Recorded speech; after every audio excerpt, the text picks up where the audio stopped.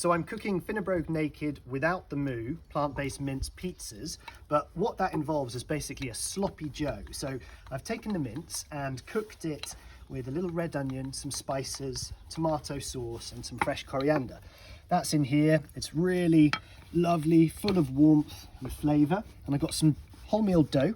I'm just rolling out nice and thin and making your own pizzas at home in a hot normal oven, so at 200 degrees.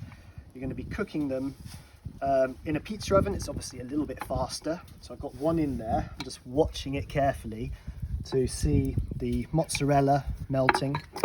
Now for a pizza, take a tomato sauce. I always put in a bit of garlic and some basil and shallot. Spread that on the base. These are very rustic. It's a really easy thing to do with the family. We do pizza Fridays sometimes.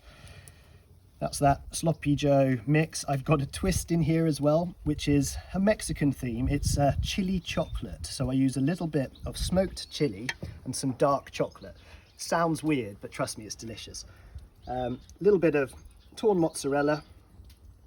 And I'm going to show you what we do next. I'm going to take this one out.